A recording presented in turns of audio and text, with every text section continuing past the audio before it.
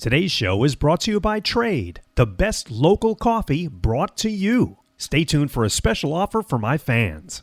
Coffee grinders, or coffee mills as they're commonly referred to, have been around just about as long as there has been coffee. John Wright Company's long history of quality cast iron products runs back over 135 years. Previously called Wrightsville Hardware Company, they manufactured a few different coffee mills, including this one, the Colonial Mill number 1705. Today, we take this early 1900s coffee mill and restore it, making it new again.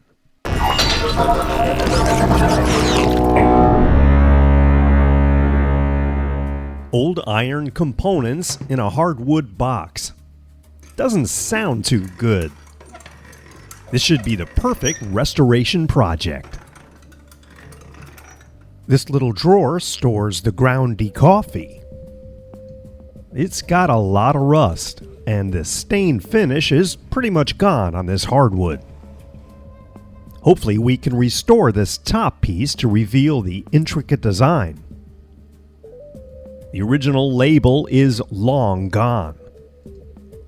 Rusted nuts up top are never a good thing. Time to get it to the shop for disassembly. This top wing nut that holds the arm in place is not budging. Even putting the wrench to it doesn't help.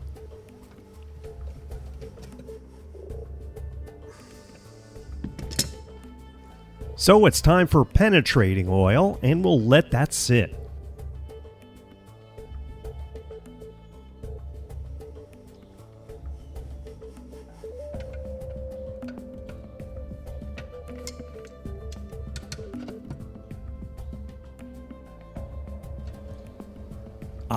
There we go. Free at last.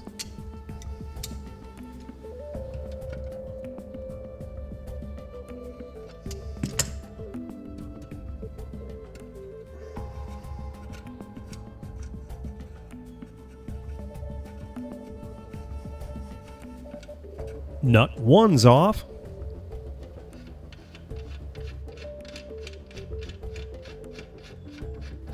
Followed by the adjustment nut. And off comes the arm. I'm not going to even try to take out these wood screws without a little penetrating oil. And a few minutes later, they came out like a charm.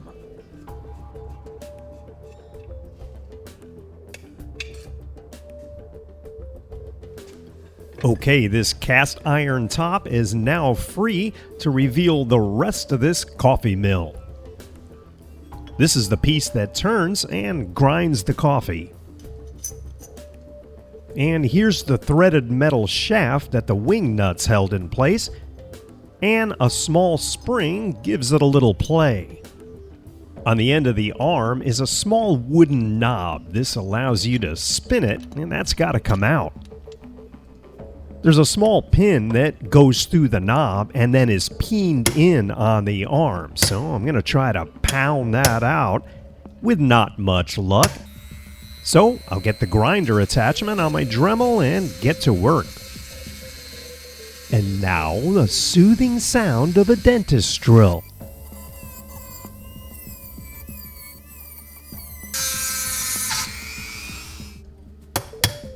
A couple of hits with an awl, and it's freed up, leaving just the pin inside, which I'll pound out.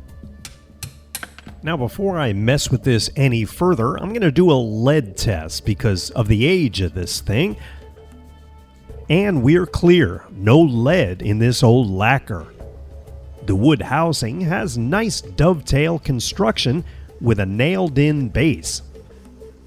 And the little wooden drawer also uses nails to hold it together, plus one nail that goes through the knob that's bent on the inside. I'm not too fond of that. I didn't want to try to dig out all these little nails, so I used a rubber mallet and just gently tapped away at the base, and finally it was separated. Then I just tap the nails out from the other side. We're facing the same predicament with the little drawer and these small nails, so the rubber mallet back in action.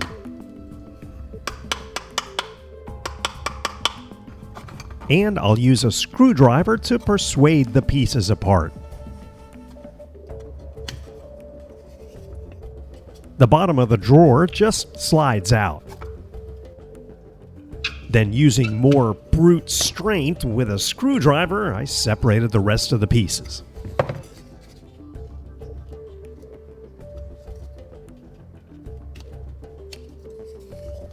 This drawer base is in rough shape and it's made out of hard cardboard and all bent up. So I'm going to replace that with a piece of wood I used on my last project. This is 1/8" yellow board. After tracing around the original drawer base, I cut the piece out. Hey, cut that out! These dovetail joints are going to be hard to separate, so I'm just going to leave them as is. Now that the coffee mill is completely separated, it's time to tell you about today's sponsor, Trade. Trade lets you discover new coffees from the nation's top roasters. I love it when my trade box comes because that means it's time for coffee, and I drink a lot of coffee in my line of work. Trade makes it easy because you take a quiz and tell them what kind of coffee you like, and then they'll curate matches just for you and deliver it at the frequency you choose, fresh from the roaster. Right now, Trade is offering a great deal for the first 100 people who click the link in the description. They'll get 30% off your first bag when you sign up, and that includes free shipping. If you love coffee, you'll love Trade. So support my show and click the link in the description and give Trade a try. Okay, now it's time for a little rust removal action, and all the parts will go in and get covered with Metal Rescue and let it do its work. This stuff does a great job, you just have to let it soak and let it do its work.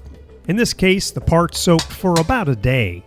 I always love when it's time to pull the parts out just to see how much rust is gone, and in this case, the Metal Rescue really did a good job. Just a little wire brush to clean things up and we're good to go. While all the rust is gone, we still need to get down to bare metal, so I'll use my wire wheel on my grinder to accomplish that task.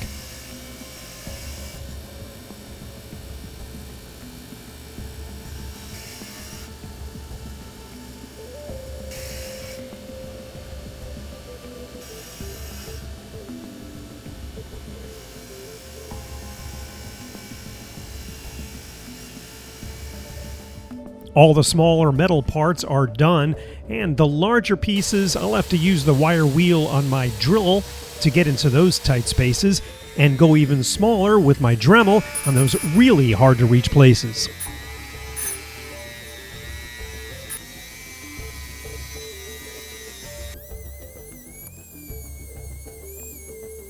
Alright, now it's time for some sanding, and I'll use power and elbow grease.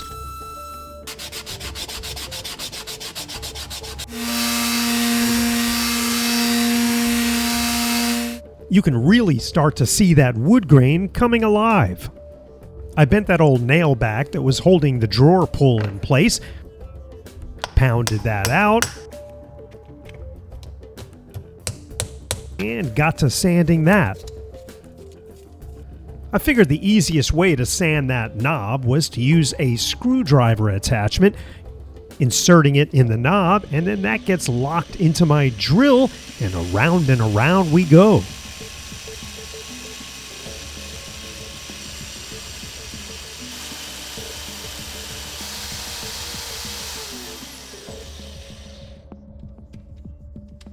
Okay, let's finish this project up, and by finishing, I mean finishing. I'm going to be using wood conditioner because this wood is a little on the soft side, so I'll treat all the pieces before we get to staining, which I'll do with some mini wax, and this is Sedona Red. I'll actually do 2 coats of this to give it a rich, dark finish.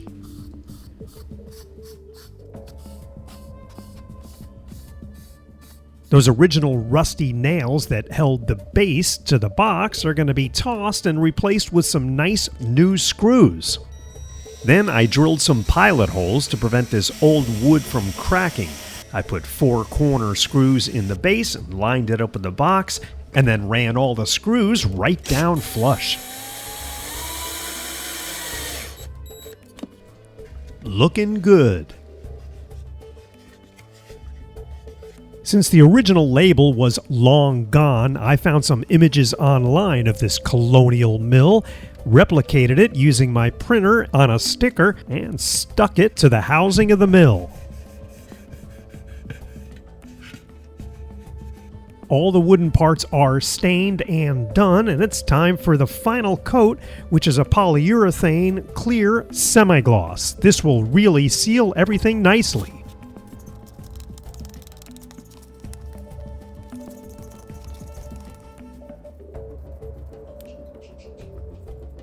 I painted the drawer pull with gloss black spray paint, and then it's on to the top of our coffee mill, and I'm going to be using some yellow primer to start off, and then finish it up with some gold metallic paint that was pretty close to the original color.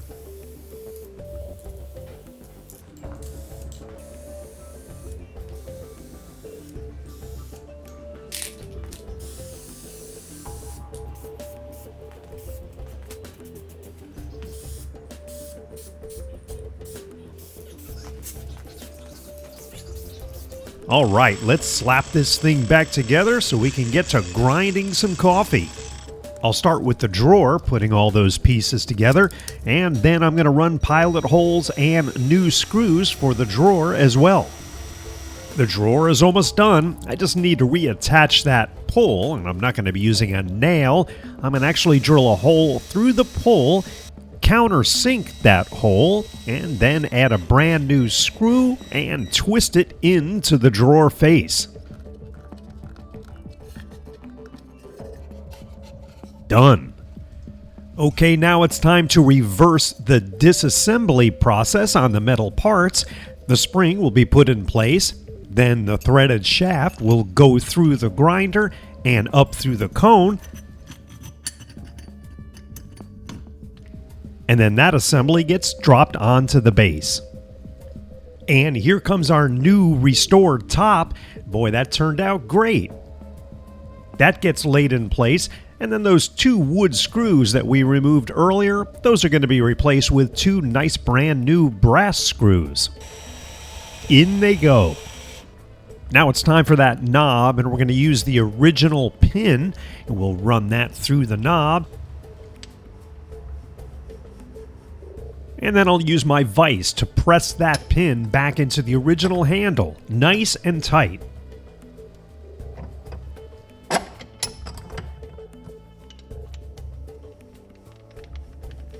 The handle goes over the threaded shaft. The little adjustment nut goes in place.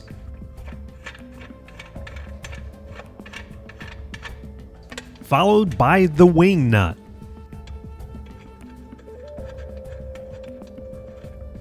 In goes the drawer, and then in goes some trade coffee beans, and let's get to grinding.